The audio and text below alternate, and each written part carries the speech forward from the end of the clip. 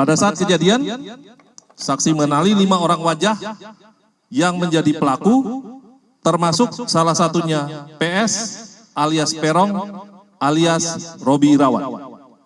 Saksi mengenali 5 motor yang menjadi barang bukti dan mengenali 1 motor smash warna pink yang dikendarai oleh tersangka PS. Ditunjukkan Facebook atas nama akun Peggy Setiawan yang di dalamnya terdapat gambar motor smash warna pink dan saksi membenarkan pada malam kejadian tersebut motor smash warna pink berada di tempat kejadian. Saksi melihat PS alias Perong alias Robi Irawan melempari dan mengejar kedua korban yang sedang mengendarai sepeda motor Yamaha Xeon warna hijau kuning. Peran PS alias Perong alias Robi Irawan berdasarkan keterangan dari saksi pada tanggal 22 Mei 2024. PS merupakan teman masa kecil saksi.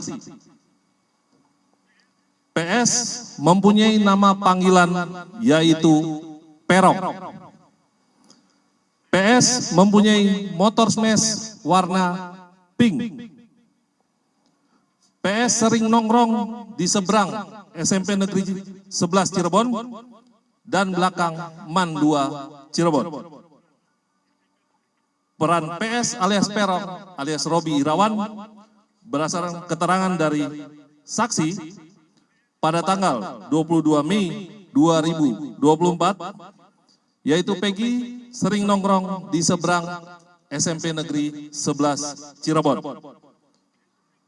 Peran PS alias Perong alias Robi Irawan berdasarkan keterangan saksi pada tanggal 22 Mei 2024, yaitu penyidik lama, artinya penyidik pada tahun 2016 pernah mendatangi rumah DPO, namun yang bersangkutan tidak ada di lokasi.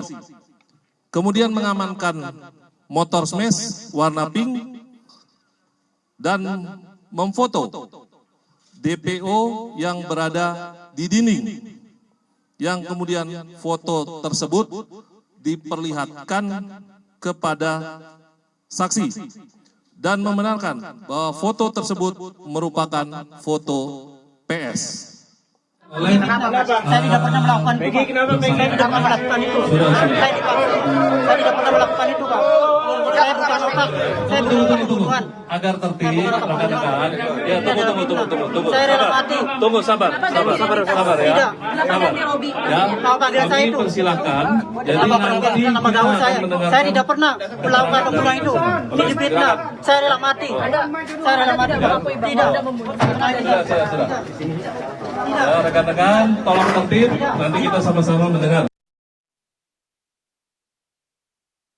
Oke Pak, dengan konferensi pers hari ini biasanya atau apa tindak lanjut dari aparat kepolisian Pak?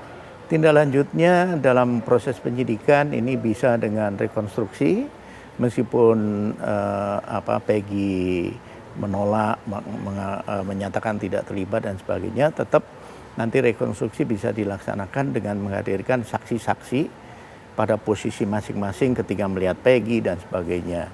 Kemudian berikutnya kami yakin penyidik akan mempercepat proses agar segera pemberkasan dilakukan dan nanti koordinasi dengan JPU dan berkas segera dikirim agar nanti persidangan secara terbuka bisa diikuti oleh seluruh masyarakat, tahu apa yang sesungguhnya terjadi dan tahu apa peran dari Peggy, tahu apa kesaksian dari saksi-saksi termasuk hal-hal baru. Ya. Pencabutan keterangan itu akhirnya seperti apa kesaksiannya. Kemudian termasuk saksi yang terakhir seperti yang muat di media itu juga tentunya akan memberikan kesaksian.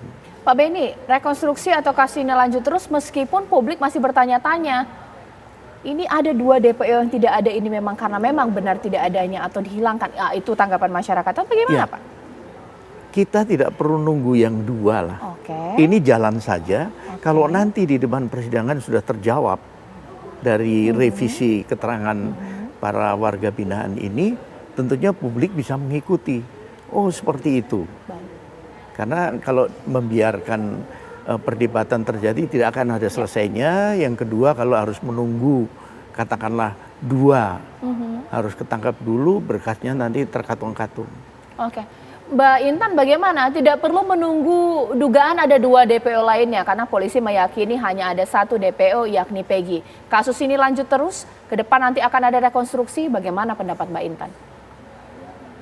Ya tentu kami masih mempercayai bahwa pihak kepolisian akan terus bekerja di dalam kasus ini untuk melakukan penyelidikan lebih dalam. Kami mempercayakan semua kepada pihak kepolisian prosesnya. Jika memang harus rekonstruksi dulu untuk menemukan titik terang dari kasus ini, ya kami akan mempercayakan itu kepada pihak kepolisian seperti itu, Mbak.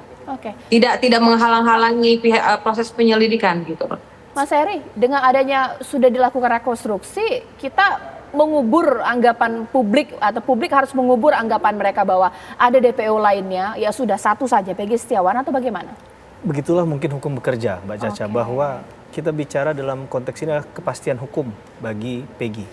Apakah bentuk kepastian hukum tadi akan berujung pada dia divonis bersalah atau tidak, atau kemudian ada perdebatan lanjutannya. Tapi bagi kita dalam belajar hukum ada asas kepastian hukum yang harus junjung tinggi.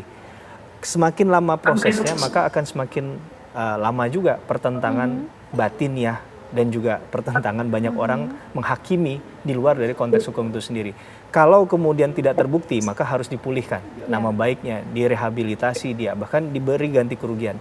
Agar peristiwa ini tidak kembali terulang di masa depan kepada siapapun tentunya. Baik, nah terakhir Pak Beni, kemudian bagaimana peran dari Kompolnas mengawal kasus ini supaya benar-benar terang benderang baik Peggy atau mungkin ada kemungkinan pelaku lainnya, seperti apa Pak Beni? Ya, minggu depan kami akan supervisi ke Polda Jawa Barat. Biasanya di situ kita langsung menerima gelar bagaimana proses penyidikan, progresnya, rencana tindak lanjut, semua akan disampaikan. Kemudian kalau ada rekonstruksi kami juga hadir. Kemudian nanti kalau sidang pra peradilan gugatan diajukan kami juga hadir. Disitulah kami memantau, sekaligus kami mengevaluasi apakah penanganannya sudah optimal. Ini kami lakukan di kasus Subang. Baik. Terima kasih Pak Beni, terima kasih Mas Heri, terima Sama-sama. kasih Mbak Intan. Ini saya tidak bisa menghubungi kuasa hukum dari Peggy Setiawan yang meskipun memang sudah bersedia untuk berdialog dengan Apa Kabar Indonesia Malam, tapi hingga dengan pukul 19.38 saya belum bisa menghubungi dari kuasa hukum Peggy Setiawan. Tapi tidak mengapa, kita tunggu kasus ini akan bergulir seperti apa.